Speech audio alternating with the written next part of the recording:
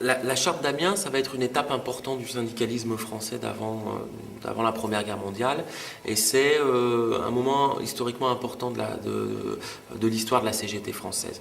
Cette charte, elle a été interprétée de différentes façons. Elle a été, beaucoup de syndicats s'en revendiquent, même si pourtant c'est bien souvent une tarte à la crème à laquelle on fait dire tout et n'importe quoi et qui permet à justifier beaucoup de choses. Néanmoins, ce qu'il faut se rendre compte, c'est que la charte d'Amiens, c'est un texte d'orientation syndicale. C'est-à-dire c'est un texte qui va être adopté au congrès de la CGT en 1906 dans la banlieue d'Amiens dans le Nord, où le but c'est de faire le point sur l'état du mouvement syndical français et la CGT en particulier.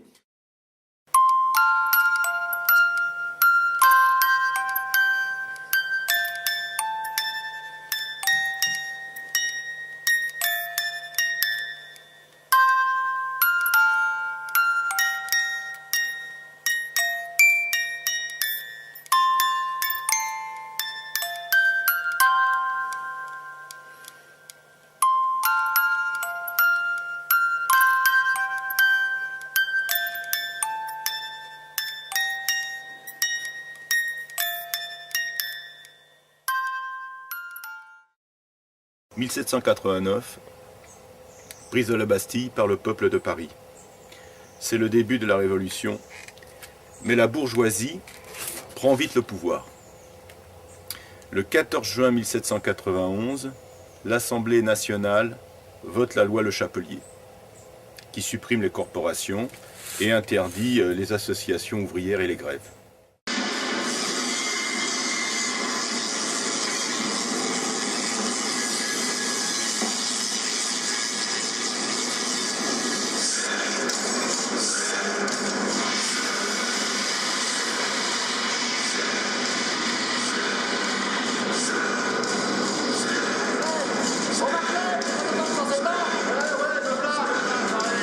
Le XIXe siècle vit l'avènement de la grande industrie.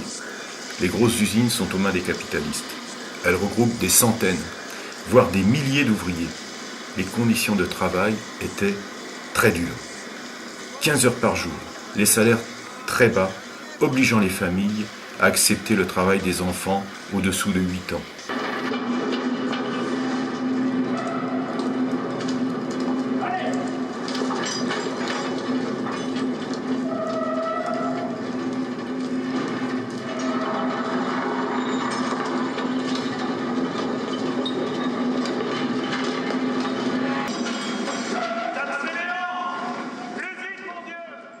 Les conditions d'hygiène et de sécurité étaient ignobles. Cette situation intolérable amènera de nombreuses grèves et révoltes. En 1831 à Lyon, la révolte des canuts, travailleurs des soieries. Des barricades sont dressées, des coups de feu sont tirés, et pour la première fois, il y a l'apparition du drapeau noir. En 1838, Pierre-Joseph Proudhon défend le premier concept de mutualisme et d'autogestion fondé sur la réciprocité désintéressée, basée sur l'entraide et la solidarité. Il déclare « Nous, producteurs, associés ou en voie d'association, nous n'avons pas besoin de l'État. Nous voulons que les associations ouvrières soient le premier noyau de cette vaste fédération de compagnies et de sociétés. » En 1841, une loi interdit le travail des enfants de moins de 8 ans, et pour ceux de 8 à 12, impose une journée de 8 heures. 1848, première révolution sociale. Les travailleurs imposent la Deuxième République et des mesures sont votées. Le droit au travail fut proclamé. Le 28 septembre 1864, sur le principe d'une solidarité internationale, des ouvriers anglais et français, réunis à Londres, fondent l'Association internationale des travailleurs, AIT. Deux courants sont présents, le socialisme autoritaire avec Marx et le socialisme libertaire avec Bakounine.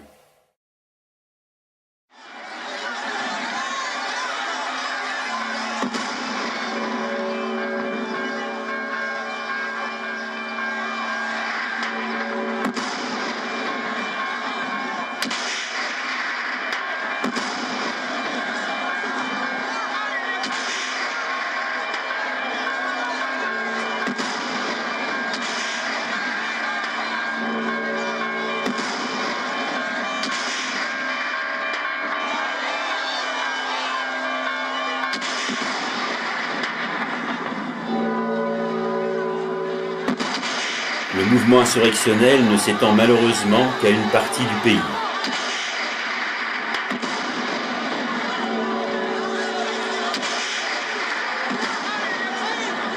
Le sinistre Thiers et les Versaillais, avec le soutien de l'Église, anéantissent l'insurrection par une répression sanglante.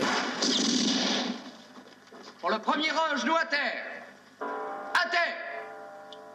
Le temps. En joue. Feu. Les militants les plus actifs furent pourchassés et fusillés, d'autres furent déportés en Nouvelle-Calédonie, comme Louise Michel.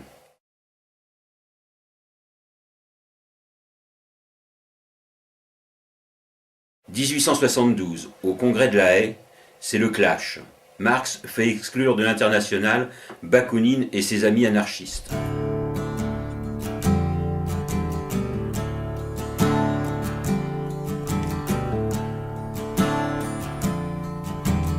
Après la Commune, il ne reste que peu de syndicats. Ils sont éparpillés par corporations, sans lien entre eux. Il était donc difficile de mener des luttes sans une véritable organisation. C'est pour répondre à cette pénurie qui se crée à Lyon en 1886 la Fédération des syndicats et groupes corporatifs ouvriers de France. Mais dès le début, la fédération est contrôlée par les socialistes dans le Parti ouvrier français de tendance guettiste. 1880, il y a la loi Waldeck-Rousseau qui donne un statut légal au syndicalisme en France et les syndicats, en existant légalement, vont avoir besoin de lieux pour se réunir, pour élaborer leur action, pour se retrouver. Et donc l'idée d'une bourse du travail, c'est à la fois ouvrir un lieu où on va ouvrir un bureau de placement, mais on va aussi donner des locaux au mouvement syndical naissant pour pouvoir se réunir. Je crois que les bourses du travail, ça a été une structure originale du syndicalisme français. Notamment dans une période qui a duré de la fin du 19e siècle à des années, on va dire, 1890 à la Première Guerre mondiale. Ça a été une structure originale du syndicalisme français parce que c'est cette initiative qui a permis de doter le syndicalisme français d'une double dimension qui était ce que j'appelle une dimension verticale et une dimension horizontale. C'est-à-dire quand on était syndiqué à l'époque, on était adhérent de son syndicat professionnel et son syndicat professionnel était fédéré au niveau national à une fédération de métiers ou d'industrie. Par exemple, un charpentier était membre du syndicat du bâtiment de sa localité, le syndicat du bâtiment était membre de la fédération du bâtiment au niveau national, ce qui permettait d'entraîner une solidarité professionnelle à l'échelle nationale et de mener des luttes corporatives. Mais en même temps, par l'existence des bourses du travail à une échelle locale, et bientôt par la création de leur fédération, ça va créer un deuxième fédéralisme qui cette fois-ci est horizontal. Et à retenir des bourses du travail, il y a deux choses essentielles. D'une part, l'importance des solidarités interprofessionnelles et par ailleurs la capacité à être à la fois des centres de services sociaux à destination de la population ouvrière de l'époque et des centres de résistance ouvrière et d'élaboration d'un projet de société, je dirais, socialiste au sens large, c'est-à-dire en rupture avec la société capitaliste du mouvement. Les bourses du travail se voulaient être l'embryon, quelque part, de la société future, et en ce sens-là, elles mettaient en place des services ouvriers qui devaient préfigurer la prise en charge de la société future par les syndicats ouvriers eux-mêmes. C'est-à-dire que les bourses du travail, elles vont réussir à répondre et à apporter des réponses concrètes en termes d'éducation, en termes de santé ouvrière, en termes de culture, mais avant tout en termes de placement des sans-travailleurs, dans un contexte où la classe ouvrière était socialement marginalisée, où n'existaient pas les formations professionnelles étatiques, où n'existaient pas les services de placement étatique et de protection du chômage, où n'existait pas la sécurité sociale. Mais c'est un mouvement qui allie la lutte revendicative avec, je dirais, l'éducationnisme ouvrier et la capacité, pour reprendre les termes de Fernand Pelloutier, qui était secrétaire de la Fédération du travail, de donner aux ouvriers la science de leur malheur, ou alors d'éduquer pour révolter, pour reprendre une autre de ces expressions fortes. Et c'est réellement les bourses du travail qui vont tenter de donner aux ouvriers la science de leur malheur, qui vont les éduquer pour mieux les révolter, qui vont tendre à constituer la classe ouvrière en une classe autonome par rapport à toute forme de représentation politique et par rapport à toute tentative d'intégration républicaine ou, je dirais, socialiste au sens social-démocrate du terme, marxiste, réformiste ou révolutionnaire. Quand le vent libertaire va souffler extrêmement fort dans le syndicalisme ouvrier, dans la CGT du début du siècle, jusqu'à la Première Guerre mondiale, mais très clairement jusqu'en 1908. Dans les bourses du travail, on va voir de nombreux militants libertaires et militants syndicalistes s'impliquer dans cette œuvre d'éducation populaire et d'éducation et de culture ouvrière. Une œuvre d'éducation populaire qui va passer par le développement des bibliothèques. Comme il y a des gens qui viennent chercher du travail dans les bourses du travail, bien souvent il faut attendre avant de passer au bureau de placement, avant de pouvoir aller au dispensaire syndical, plutôt que d'attendre bêtement dans une salle d'attente. Pourquoi ne pas attendre dans une bibliothèque où on va pouvoir consulter la presse syndicale, où on va pouvoir consulter des journaux, et puis on va pouvoir y trouver des romans populaires, on va pouvoir y trouver des romans socialistes, syndicalistes, des romans théoriques, où d'ailleurs la place des penseurs libertaires de Proudhon, Bakounine, Kropotkin, Élisée Reclus, Louise Michel va être prédominante par rapport aux auteurs socialistes, je dirais d'école marxiste, même si on y trouve souvent Jaurès ou Marx. Pendant quelques années, les deux fédérations, Fédération des bourses du travail et des syndicats, mènent leur activité chacune de leur côté. C'est en 1895, à Limoges, que les délégués syndicaux des deux fédérations entame le processus de constitution de la Confédération Générale du Travail. En 1901, la fusion est complète, mais malheureusement affaiblie par la maladie. Fernand Pelloutier meurt et ne verra rien de ce rassemblement. Puisque c'est en 1902 à Montpellier que la CGT en tant que telle, c'est-à-dire la confédération de fédérations professionnelles, va s'allier avec la Fédération des bourses du travail. Et certains historiens d'ailleurs considèrent que c'est la véritable naissance de la CGT moderne, ce regroupement des fédérations professionnelles et de la Fédération des bourses du travail dans la CGT. Pouget est rédacteur du Père Pénard, journal anarchiste. Il préconisait dès 1889 la grève générale. C'est au congrès de Toulouse, en 1897, qu'il fit adopter la motion de sabotage et de boycottage comme action de lutte. En 1900, création du journal syndicaliste La Voix du Peuple, dont Émile Pouget fut le rédacteur. L'action directe est le moyen de lutte adopté par la CGT. C'est avant tout une action syndicale entreprise par les travailleurs sans intermédiaire. Elle comprend la grève générale, le boycott, le sabotage, le label syndical, l'antimilitarisme et l'antipatriotisme. La CGT avait compris que la lutte contre le capital doit s'accompagner d'une lutte contre la religion et le militarisme.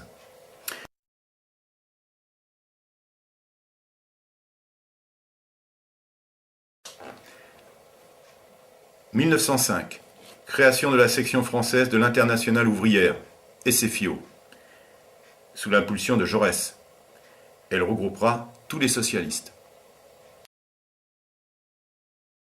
C'est que dans la CGT, pour arriver à contrer les éléments socialistes, on adopte le vote par syndicat. Alors là, big problème. On adopte le vote par syndicat parce que c'est la tradition de l'AIT. Mais le vote par syndicat existe dans l'AIT parce que les syndicats marxistes, enfin qui suivaient Marx et Engels, étaient plus nombreux que les syndicats suivant Bakounine. Les permanents, donc l'analyse de Malatesta, du moment qu'on a un permanent, ça va mal finir. L'analyse de Monat, les permanents c'est dangereux, mais on ne peut pas faire de syndicalisme sans permanent. Et puis le deuxième argument, en fait, plutôt à part cet argument-là, il n'y a pas d'opposition. Parce que Monat dit qu'il faut un syndicalisme unitaire. Sous-entendu, la CGT doit être orientée par les syndicalistes révolutionnaires. Tous les travailleurs sont dans le même syndicat, donc il faut que ça soit unitaire. Malatesta est tout à fait d'accord là-dessus. Les anards doivent être dans une centrale unitaire. Et là où il y a une divergence, c'est que Monat voit la possibilité de changement social par le syndicat, et Malatesta dit non. La synthèse de tout ce que les différents apports contiennent de positif forge la motion aboutissant à la charte d'Amiens en 1906.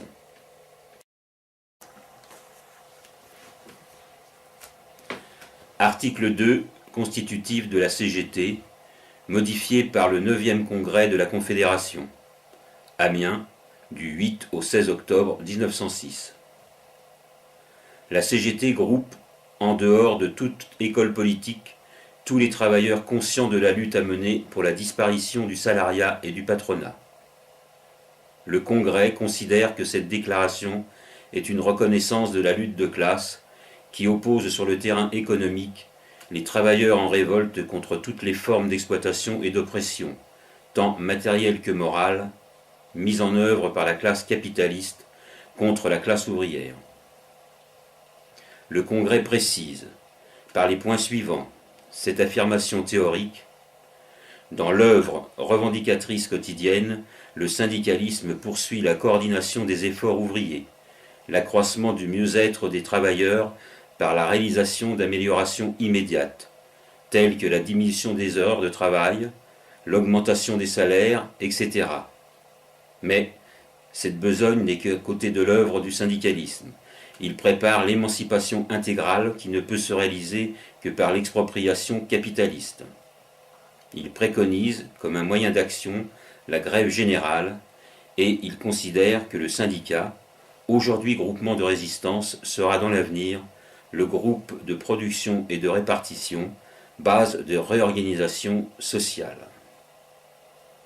Le Congrès déclare que cette double besogne, quotidienne et d'avenir, découle de la situation des salariés qui pèse sur la classe ouvrière et qui fait à tous les travailleurs, quelle que soit leur opinion ou leur tendance politique ou philosophique, un devoir d'appartenir au groupement essentiel qu'est le syndicat.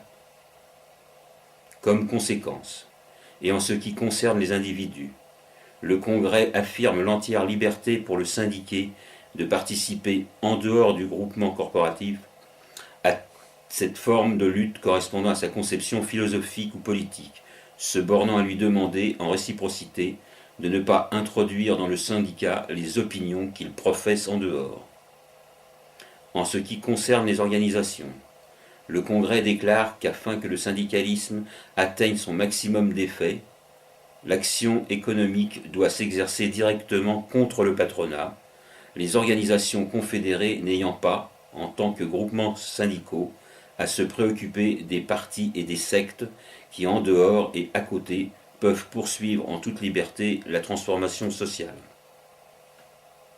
On a les syndicalistes révolutionnaires, mais il est évident que ce courant, avec ses deux branches, n'est pas le seul de la CGT. Il y a également un courant qui est plutôt socialiste et un courant qui veut des améliorations, mais dans le cadre de la société actuelle. Et donc en fait on a trois grands courants. Le courant qui considère que le syndicalisme a besoin d'une tutelle politique, de partis au niveau municipal, au niveau parlementaire, représentation. D'autres qui sont plutôt neutres sur ce plan, qui veulent des améliorations, donc il y a un aménagement du système actuel qui les satisfait, et on a les syndicalistes révolutionnaires unis dans une finalité qui est la révolution sociale qu'on considère proche. Au congrès de 1906, congrès d'Amiens, où là, il suffit de lire le compte-rendu du congrès, qui a été assez long, en 5 jours, on s'aperçoit qu'on frise à chaque fois la rupture, la scission, soit avec l'aile socialiste, soit avec l'aile, disons, des aménagements qu'on pourrait appeler réformistes. Et donc, dans cette atmosphère de rupture, et en même temps, de rupture interne, mais en même temps de grand développement de la CGT avec ses méthodes d'action directe, c'est cette capacité qui apparaît pour les années qui viennent, il apparaît pour tous nécessaire de garder l'union. La CGT apparaît comme la centrale ouvrière unique.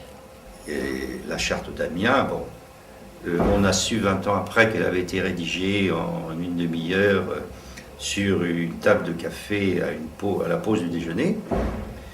Ça reste un document, indépendamment des circonstances, très bien rédigé, très clair, mais c'est évidemment un document de circonstances. Et ce document de circonstances permet aux trois tendances de travailler ensemble on fait des concessions. Et alors, la plus grande des concessions, c'est évidemment le rejet des sectes philosophiques étrangères au mouvement ouvrier.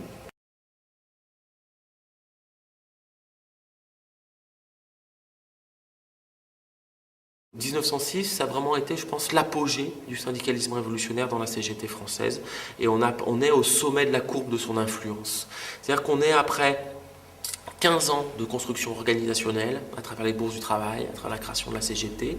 Et ça faisait une dizaine d'années que les syndicalistes révolutionnaires développaient l'idée de grève générale, la construisaient, mettaient en place des comités de développement de la grève générale. Et en 1906, ils vont tenter cette grève générale autour du 1er mai, autour de la revendication de la journée de 8 heures, 8 heures de travail, 8 heures de repos, 8 heures de loisirs. Et ce 1er mai 1906, même si ça va être une fabuleuse démonstration de force ouvrière, va être un échec notamment face à la répression étatique qui va prendre les devants, qui va faire fermer les bourses du travail à la veille du 1er mai, qui va faire arrêter des responsables syndicaux. Ça va être une déception. Pour beaucoup de militants syndicaux et de militants ouvriers. Et du coup, après un mouvement social qui perd, il faut du temps pour reconstruire la dynamique et pour reconstruire la lutte. C'est-à-dire que la Première Guerre mondiale, ça a été une rupture extrêmement importante dans l'histoire du mouvement ouvrier européen et du mouvement ouvrier français. Cette Première Guerre mondiale, elle a été une rupture pour trois raisons. D'une part, ça a été une saignée dans le mouvement ouvrier, c'est-à-dire que des milliers de militants syndicalistes qui étaient porteurs de cette histoire, qui étaient porteurs de cette pratique du syndicalisme d'action directe, influencé par les idées libertaires des origines de la CGT et des bourses du travail, se sont retrouvés en ligne de front, dans les tranchées, se sont fait trouer la peau et qu'ils ne sont pas revenus des tranchées de cette Première Guerre mondiale. Et ça a créé une rupture générationnelle, c'est-à-dire que beaucoup de gens qui devaient être passeurs de mémoire, qui devaient être passeurs de pratique, qui devaient passer le relais à la génération suivante, n'étaient plus là pour, quelque part, défendre les conceptions, les pratiques syndicales qui étaient celles d'avant la Première Guerre mondiale. Que ceux qui ne sont pas partis au front, ceux qui ne sont pas allés dans les tranchées, qui ne se sont pas fait trouer la peau, tel Léon Jouot, par exemple, secrétaire de la CGT, bien souvent c'était les réformistes de la CGT. C'est ceux qui ont accepté l'union sacrée, c'est ceux qui, en acceptant l'union sacrée, même comme Albert Thomas, sont rentrés dans les bureaux du ministère du Travail, et donc quelque part sont rentrés dans l'appareil d'État, et en travaillant au sein de l'appareil d'État pendant les années de guerre, ont aussi évolué dans leur conception et ont petit à petit intégré des idées de cogestion et ont intégré des idées quelque part de prise en charge des questions sociales par l'État, par le ministère du Travail et d'importance du travail de cogestion, du syndicalisme et de son lien avec l'appareil d'État. Pourtant, tout de suite après l'assassinat de Jaurès en 1914, le syndicat, dirigé depuis 1909 par Léon Jouot, se rallie à l'Union sacrée. 1914, tout le monde part au front parce que l'antimilitarisme, on ne sait plus. De 1906 à 1914, il n'y a plus rien eu.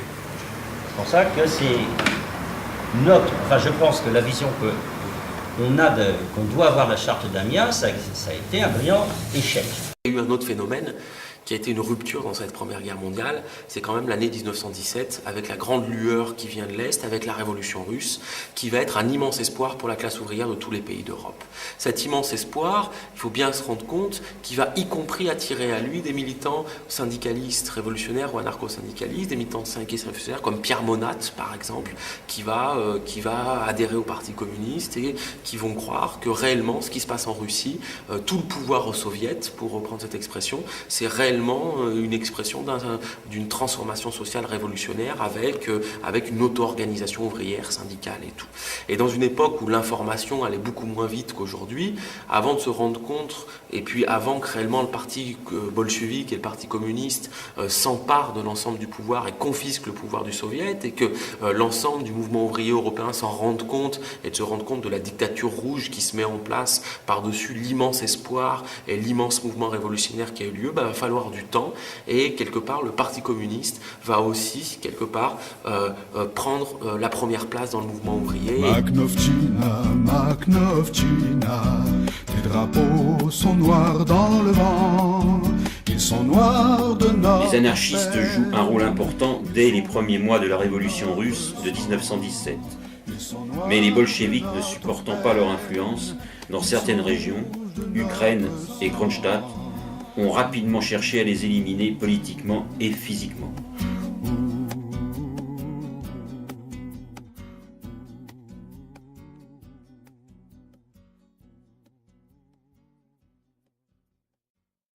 En 1918, l'école émancipée, minorité syndicaliste révolutionnaire de l'enseignement, avait lancé avec Pierre Monat la formation des comités syndicalistes révolutionnaires. Le 25 décembre 1920, au congrès de Tours, est créé le Parti communiste français. En 1921, au CCN de la CGT, les réformistes obtiennent 55% des voix, avec 1556 mandats contre 1300 aux révolutionnaires. Le CCN, Comité confédéral national, de 1921, exclut les CSR. Les exclus fondent la CGTU, Confédération générale du travail unitaire. On y retrouve tous les courants révolutionnaires, anarcho-syndicalistes, syndicalistes révolutionnaires et communistes. Les communistes ont le vent en poupe. Mais les anarcho-syndicalistes gardent leur importance et leur poids et organisent les comités de chômeurs. Au lendemain de la Première Guerre mondiale, on aura un mouvement ouvrier qui sera plus autonomiste, libertaire, révolutionnaire, mais qui va devenir plutôt dominé par les idées marxistes, réformistes ou révolutionnaires, soit par les courants de cogestion, de collaboration sociale de la CGT, soit la CGTU, qui est la courroie de transmission du Parti communiste. La division devient grandissante. Monat et ses amis doivent choisir. Ils vont faire bloc avec les communistes contre les anarcho-syndicalistes. Ces derniers fondent le comité de défense syndicaliste à l'intérieur de la CGTU. Anarchie! Anarchie! Anarchie! Évacuez la salle! Sortez, sortez tous! Au meeting de la Grange aux Belles, les communistes tirent sur les libertaires et assassinent Clos et Poncet. En 1924, le CDS, Comité de défense syndicaliste, et la minorité de la bataille syndicaliste siègent.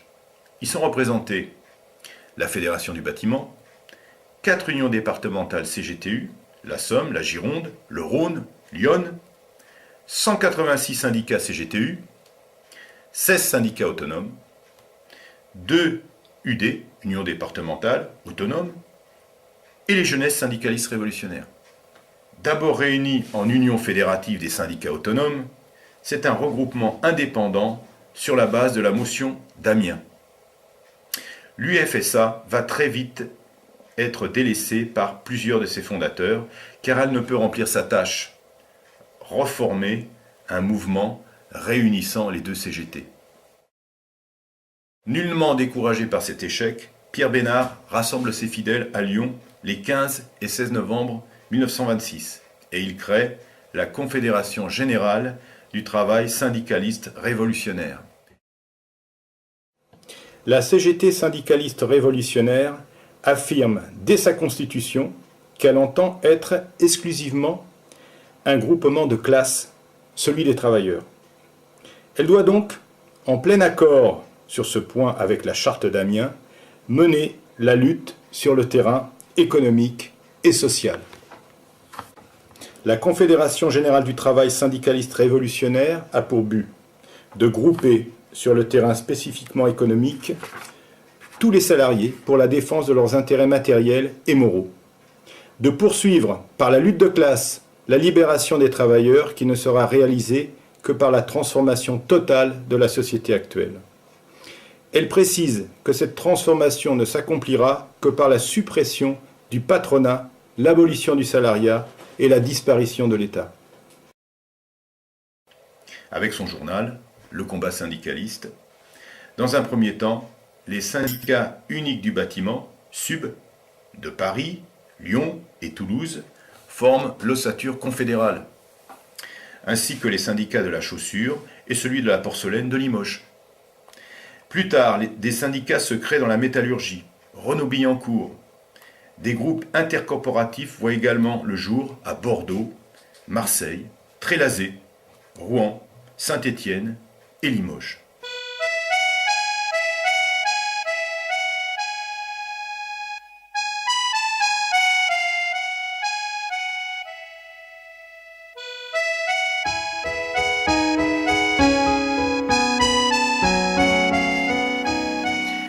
La réunification de la CGT et de la CGT-U est le prologue aux événements du Front populaire, aux grandes grèves de 1936 et à la collaboration de la CGT au gouvernement Blum. La CGT-SR, toujours adversaire de l'État et de l'autorité, refuse de rejoindre la CGT. La CGT-SR fut le lieu de ralliement de tous les travailleurs fuyant la répression totalitaire, russes, bulgares, allemands, italiens. Comme la CGT-U, la CGT-SR préfère la révolution à toute amélioration partielle. La CGT-SR adhère à l'AIT, reconstituée à Berlin en 1922.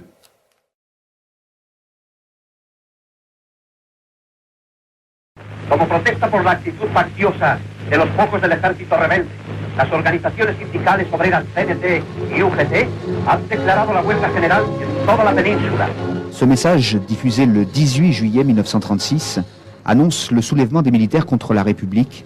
C'est le début de la guerre civile. Juillet 1936, dans les casernes catalanes, la mort bute sur les milices et le peuple compte ses armes.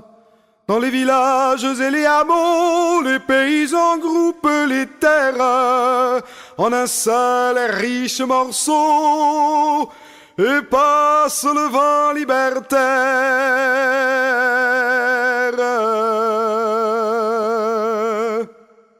Je pense à vous, vieux compagnons, dont la jeunesse est à la douane. Et pardonnez si ma chanson vous refait mal à votre Espagne.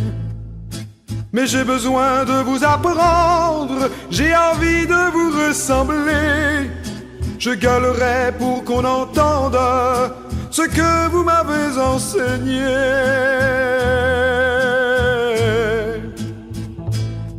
Donne-moi ta main, camarade, prête-moi ton cœur, compagnon. Nous referons les barricades et la vie, nous la gagnerons. À quelques heures de Barcelone, se sont groupés des menuisiers. Et sans patron tout refonctionne, on sourit dans les ateliers. Sur la place de la mairie, qu'on a changé en maternelle, des femmes ont pris la blanchisserie et sortent le linge au soleil.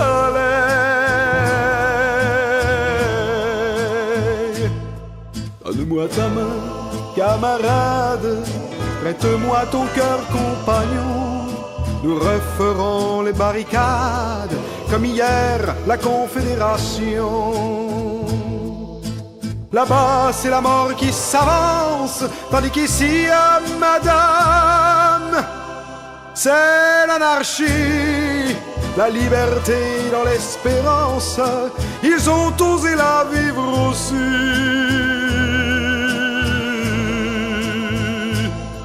Dame tu mano, compañero, y préstame tu corazón. Barricadas levantaremos como ayer la Confédération. Le Parti communiste espagnol, essentiellement constitué de petits patrons et de propriétaires opposés aux collectivisations, aidés par Staline, détruisent les collectivités en Aragon et massacrent femmes et enfants.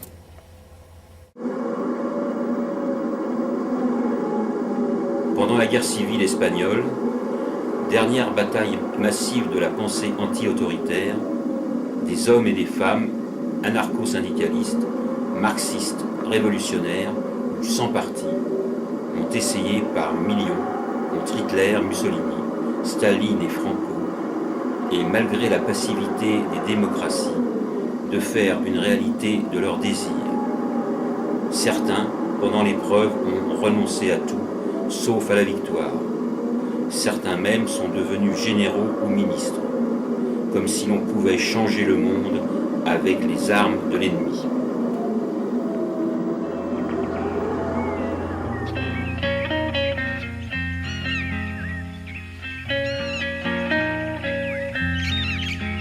Nous sommes les tristes réfugiés, arrivés dans ce camp après avoir beaucoup marché.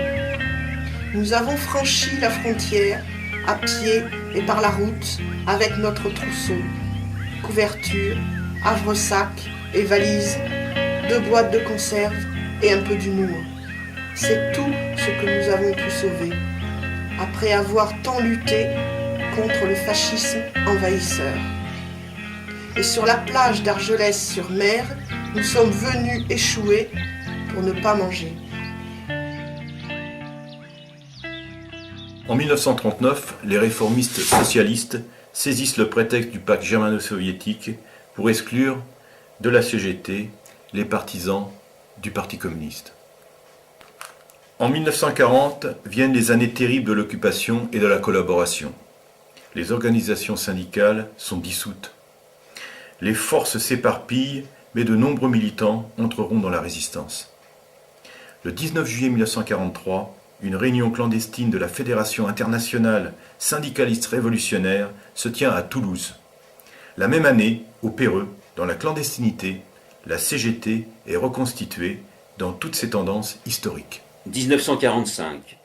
La CGT compte 5 millions d'adhérents. La lutte pour prendre le contrôle de la Confédération est plus vive que jamais.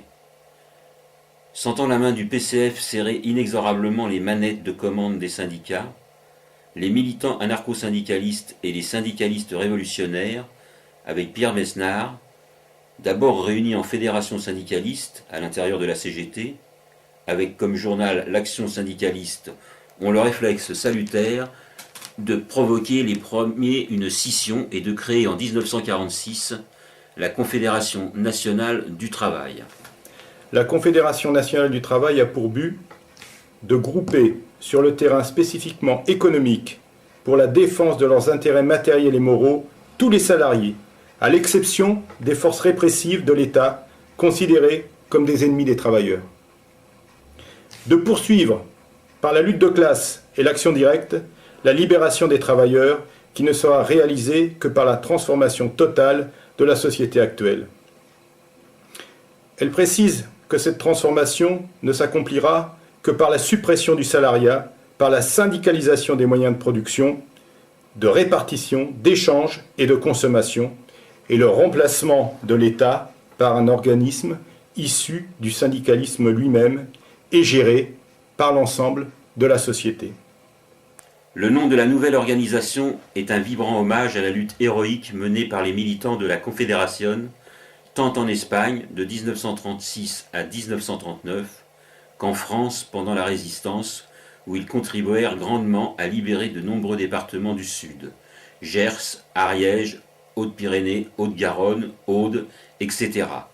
Certains historiens donnent pour cette période le chiffre de 100 à 200 000 adhérents. En réalité, la CNT ne dépassera pas 50 000.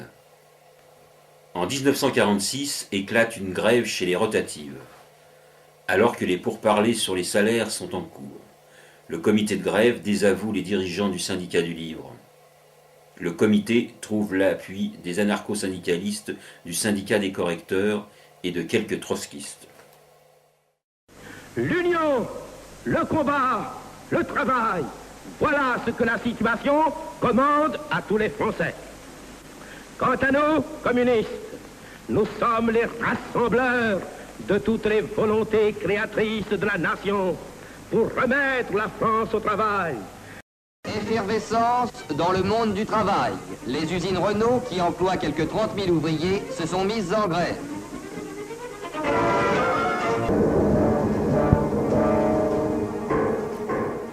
Janvier 1947.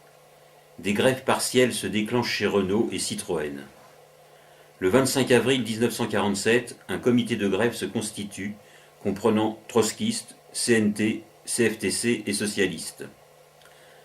Alors que la CNT tente de s'implanter, on assiste à la création par certains animateurs du comité d'un syndicat démocratique Renault, SDR. Commencée dans quelques ateliers, la grève s'étendait peu à peu à l'usine entière. La CGT décidait alors d'appuyer le mouvement. Et la grève des usines Renault, devenue la question du jour, mettait en cause l'existence même du gouvernement.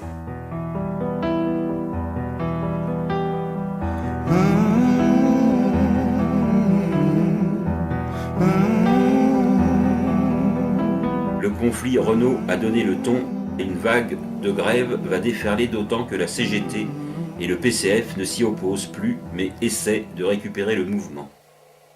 Suivront les grèves contre le plan Marshall, le comité central de grève composé des fédérations CGT à majorité communiste met hors circuit Léon Jouot et la tendance FO.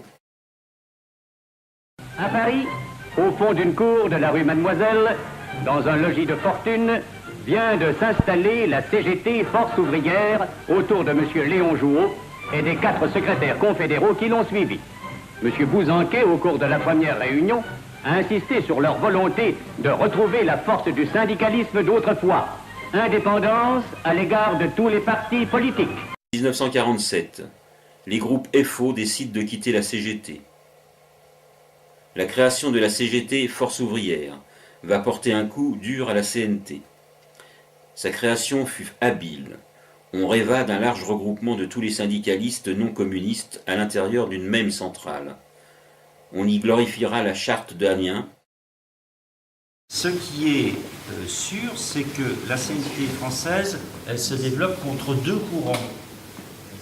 Un courant de syndicalistes, disons du mouvement libertaire, qui considère que créer un nouveau syndicat, c'est mauvais. En plus, on a déjà des copains dans la CGT, on a des copains dans FO qui viennent de se créer. Et donc, une autre tendance, c'est destructeur. Donc, il y a une opposition. En plus, il y a une autre opposition qui peut être bizarre, mais qui vient de la CNT espagnole, parce que certains copains espagnols sont avec la CNT française, donc ça fait des forces en moins pour la CNT espagnole qui va demain ou après-demain rentrer en Espagne. Et donc, c'est bête de perdre du temps avec la CNT française. Le départ de FO place certaines fédérations devant un choix crucial. 2 fédérations refusent toute scission. La Fédération du Livre reste à la CGT, la Fédération de l'Éducation nationale, FEN, pour garder son identité, passe à l'autonomie. De nombreux anarchistes quittent la CNT pour se fourvoyer dans la CGT FO, après avoir exclu de la CNT tous les syndicats qui n'étaient pas à 100% anarchistes. FO permit aux bourgeois de faire d'une pierre 2 coups. Elle liquidait la CNT en la vidant de ses possibilités et bloquait les actions de la CGT. La CNT, ainsi démantelée, devait subir une longue traversée du désert. Nous autres, les anarcho-syndicalistes, nous pensions que le syndicalisme était un tout. On a mal compris le syndicalisme, on le comprend mal. On m'a posé parfois la question, mais qu'est-ce que tu fous dans une centrale réformiste? Le réformisme, c'est quelque chose qui appartient au mouvement syndical. On peut être réformiste, syndicaliste révolutionnaire, mais les deux constituent l'organisation syndicale. Quand on introduit dans l'organisation syndicale une pensée qui est une pensée politique, on l'a trahi. Que disait la charte d'Amiens? L'organisation syndicale rassemble tous les exploités. Chacun de ces exploités a la possibilité d'avoir une idée particulière sur la philosophie politique ou religieuse. Mais cette idée particulière, il la laisse à l'extérieur de l'organisation syndicale.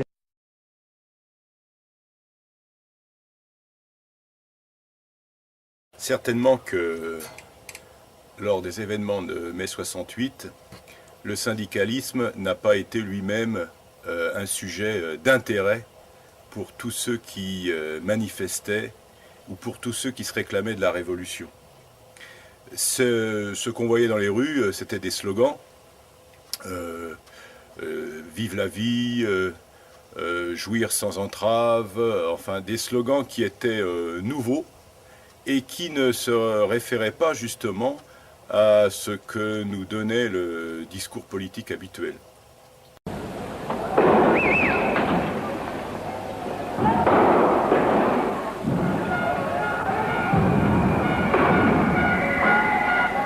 Par ce mouvement de mai 68, j'ai pris contact, j'ai donc connu la CNT espagnole, parce que j'avais pas beaucoup de culture politique. La seule culture que je pouvais avoir, c'était celle de la gauche, hein.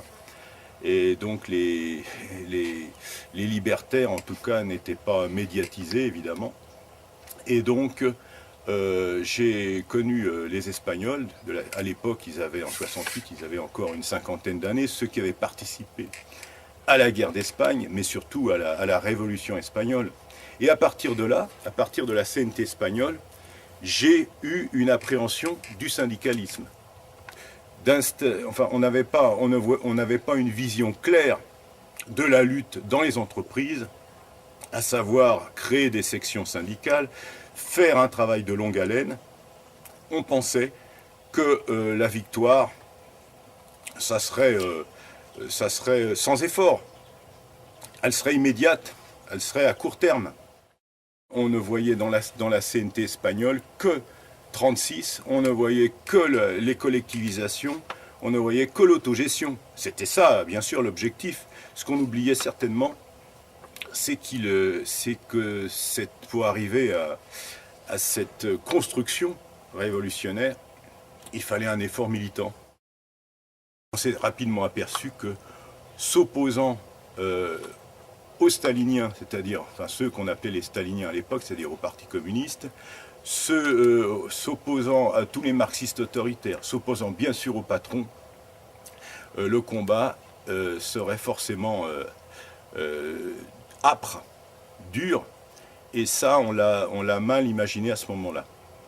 Donc on n'a pas fait vraiment du syndicalisme, mais on avait plutôt une lutte centrée sur des aspects de la vie quotidienne qui ne sont pas négligeables naturellement, comme la lutte contre les augmentations de tarifs de métro, comme l'antimilitarisme. Pour tout cela, on a beaucoup agi, mais on n'a pas fait vraiment, je dois dire, on n'a pas fait vraiment une action cohérente, une action syndicale cohérente à ce moment-là. Mais l'espoir de créer un très grand mouvement anarcho-syndicaliste n'a pas marché, car la toute jeune Confédération française démocratique du travail, scission de 1964 de la CFTC, se dit autogestionnaire et récupère la jeunesse de 1968. Donc la CNT, puisque après j'ai rejoint la CNT française, après un regain après 68, elle a pris difficilement dans les entreprises. C'était très difficile, naturellement. On avait une grosse influence de la CGT, elle-même sous l'emprise du Parti communiste. Donc on a eu beaucoup de difficultés à s'implanter dans les entreprises, sans bien comprendre, encore une fois, l'importance que ça pouvait avoir. Et donc à la fin des années 70, la CNT française, encore une fois, s'est effondrée. Les quelques dizaines qu'on était ont été réduits vraiment à une poignée. Et c'est seulement par l'action de quelques personnes volontaires qui avaient beaucoup de courage que la CNT a pu redémarrer après 75, notamment avec des personnes comme Étienne Deschamps qui ont repris à quelques-uns cet effort, et cette fois-ci, ils l'ont repris avec une volonté syndicaliste. Avec une volonté de construire à long terme un syndicat d'action directe. Et ça, c'est grâce à eux, c'est grâce à cette poignée de militants qui est restée. Moi, je suis parti à ce moment-là, en 75. Eux sont restés et eux ont construit cette petite organisation qui aujourd'hui fait partie du paysage de la lutte de classe en France, du paysage syndicaliste en France, qu'on le veuille ou non. La CNT, avec sa centaine d'adhérents, prête à sourire. d'autant plus qu'une mini-scission vient de l'affecter avec la deuxième union régionale parisienne dont le siège est rue de la Tour d'Auvergne. Mais les purges dans la CFDT ne vont pas tarder. À Lyon, la CFDT exclut les postiers du centre de tri de Lyon-Montrochet. Les exclus vont fonder le syndicat autogestionnaire des travailleurs, qui, après un passage à l'autonomie, décide de rejoindre la CNT. Cette démarche est suivie dans de nombreux départements et la création de la fédération PTT entraîne le renouveau de la CNT. À Usinor-Dunkerque, la CFDT exclut les métallos en pleine lutte.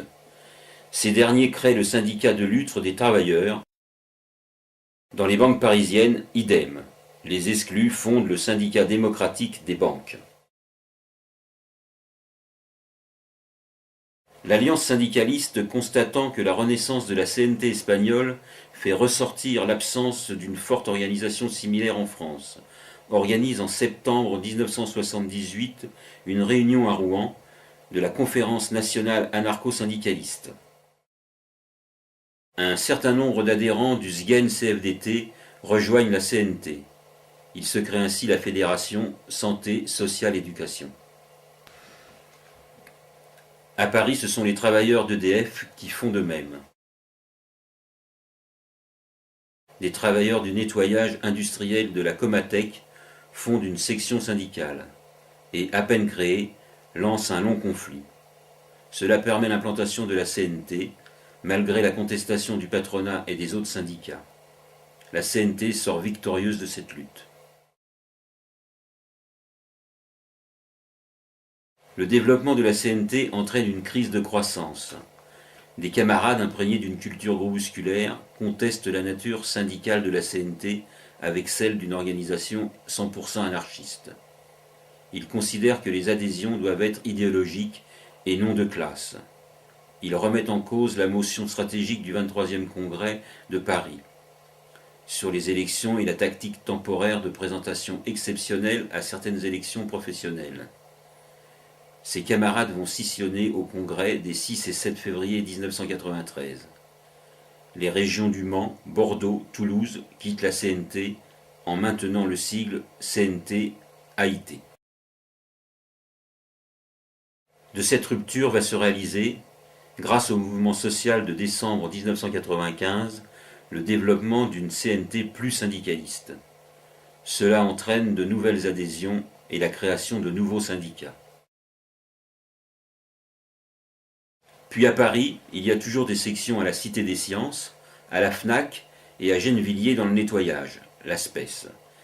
Ces dernières existent dans la durée et tranchent avec celles des années 70 qui furent éphémères.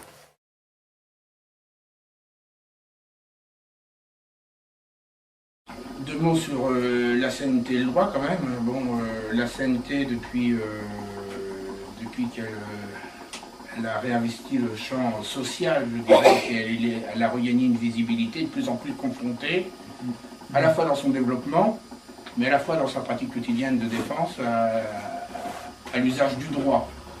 On est confronté à deux grosses demandes, c'est la représentativité, parce que les syndicats se développent et interviennent dans les entreprises, donc sont confrontés à cette problématique, qui est une problématique qui aujourd'hui va beaucoup bouger. Toute la réflexion du gouvernement et des grandes confédérations, c'est d'essayer de verrouiller un peu plus tout ce qui touche à la représentativité pour éviter à des syndicats comme Sud ou comme nous de se développer. Bon, Sud, dans la mesure où ils ont pris l'option de participer aux élections prud'homales, il va être très difficile de revenir en arrière. Donc maintenant, dans l'œil du cyclone, c'est très clairement la CNT, dans l'esprit des grandes confédérations, en tout cas, c'est très clairement la CNT qui est en ligne de mire.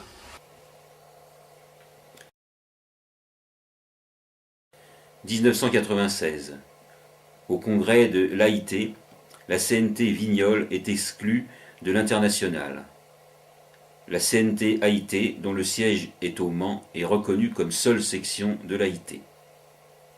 Ce que je dis souvent, et ce qui doit être là aussi au centre des préoccupations encore aujourd'hui des militants anarcho-syndicalistes, et les syndicalistes révolutionnaires, c'est que l'autogestion, c'est pas quelque chose qui est inné, c'est pas quelque chose qui tombe du ciel, c'est pas parce que elle viendra pas toute seule au lendemain du grand soir, c'est quelque chose qui s'expérimente, qui se pratique et qu'on doit mettre en place dès aujourd'hui dans nos luttes. Et c'est exactement ce qu'avaient compris les militants des bourses du travail, c'est que si on voulait faire vivre une société autogestionnaire, eh ben, il fallait commencer à la mettre en place dès aujourd'hui dans leur lutte, et que les bourses du travail étaient une expérience d'autogestion en acte qui se devait être quelque part une préparation de la société future.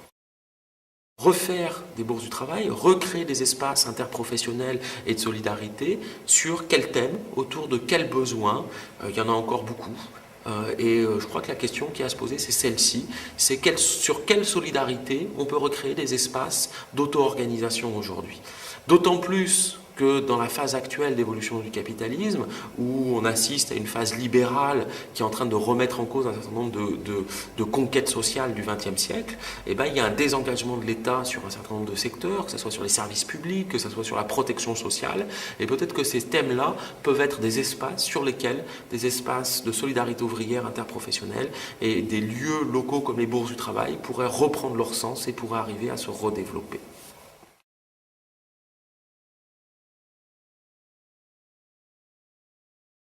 Moi c'est Stéphane, CNT Travailleurs de la Terre 33.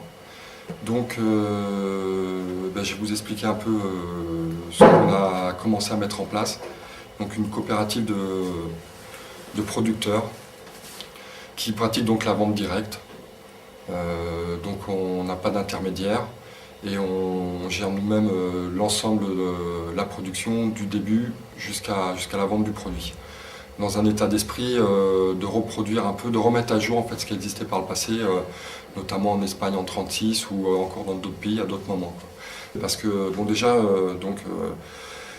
moi dans l'idée en fait, c'était la mise en pratique au niveau de la théorie, vu qu'on est dans l'anarcho-syndicalisme, c'est de voir comment nous, au niveau des travailleurs de la terre, comment on pouvait le mettre en place, quoi. Donc on a installé, la coopérative est installée à Bordeaux dans le quartier Saint-Michel.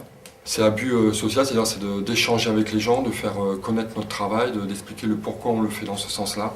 C'est-à-dire, voilà, petite parenthèse, donc on est en agriculture biologique ou on va dire naturelle, pas de pesticides, pas d'engrais chimiques. Ça se passe très bien de la manière dont on pratique. Les gens ils viennent le samedi, ils choisissent ce qui leur convient.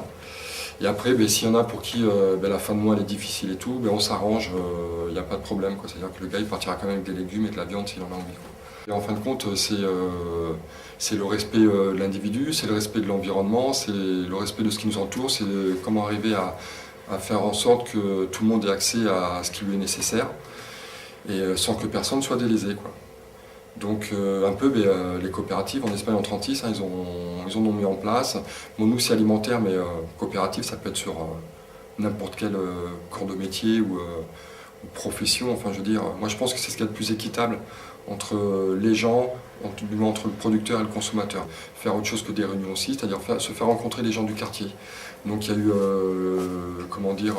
une zone de langage, d'échange de langue qui était installée, troc de langue ça s'appelait, voilà.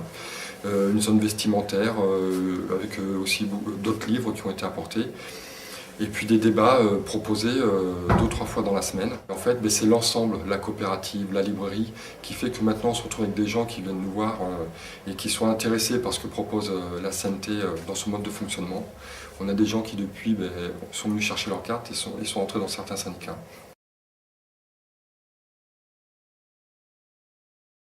D'ailleurs, pour la petite histoire, il est marrant de voir que c'est en 1995, lors du congrès de la CGT, qui s'est tenu en décembre, quasiment en plein mouvement social contre la réforme Juppé sur la Sécu, que la CGT a supprimé cet article 2 de ses statuts, c'est-à-dire quelque part a implicitement renoncé à une transformation sociale en termes révolutionnaires et anticapitalistes, c'est-à-dire de rompre avec le capitalisme par l'abolition du salariat. C'est-à-dire qu'aujourd'hui, elle vise à une amélioration sociale, une transformation de société. On ne sait pas vraiment dans quel sens.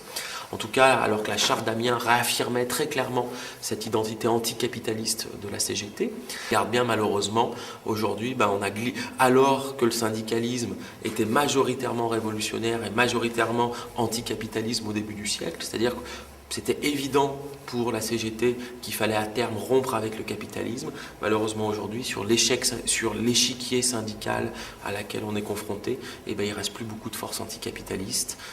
Comme j'ai dit, la CGT a aboli l'article 2 de ses statuts.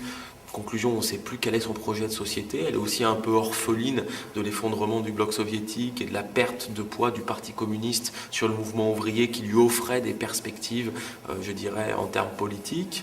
La CFDT, c'est même pas la peine d'y penser. Elle n'est plus là pour accompagner le système et pour co-gérer le système avec les classes dirigeantes. C'est une évolution qui est en cours aussi au sein de la CGT. Même si à la base, heureusement et malheureusement pour eux, beaucoup de militants sincères de la CGT tentent de freiner cette évolution, sont même clairement opposés à cette évolution et souhaitent continuer à maintenir l'idée d'un syndicalisme de masse qui soit un syndicalisme de lutte et un syndicalisme y compris de transformation sociale. Mais je crois que malheureusement, ce n'est pas le choix qu'en a fait Thibault et les directions confédérales.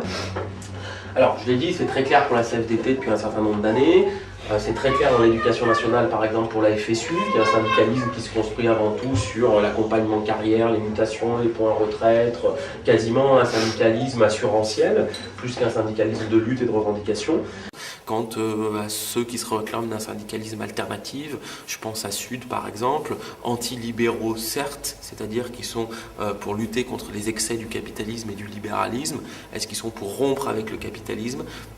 Jusqu'à présent, je n'ai pas encore vu dans leur statut ou dans leur texte quelque chose qui l'affirmait clairement. Un syndicalisme de lutte qui puisse redevenir aujourd'hui un outil de résistance face à toutes les attaques auxquelles on est confronté, mais qui ne doit pas se contenter simplement d'être un outil de résistance, qui doit être aussi porteur d'un certain nombre de conquêtes et d'amélioration du quotidien. C'est pour ça que c'est dans ce sens-là que nous on tente d'agir aujourd'hui à la CNT, c'est dans ce sens-là où on estime qu'on se revendique encore des grandes idées, des principes de la Charte d'Amiens. Bien sûr, on ne pense pas que la CNT pourra faire ça toute seule. Elle le fera certainement en tissant des convergences, en agissant avec d'autres forces syndicales et avec d'autres forces sociales. Et on pense aussi que peut-être qu'aujourd'hui, le syndicalisme n'est plus la seule forme d'organisation sociale qui est capable de porter ces pratiques, mais qu'elle peut aussi agir avec des organisations spécifiques comme les organisations de femmes, les organisations de quartier, les organisations thématiques, les associations qui peuvent être inscrites dans les modes de dynamique sociale et qui peuvent se retrouver, se fédérer autour d'un même projet sociétal.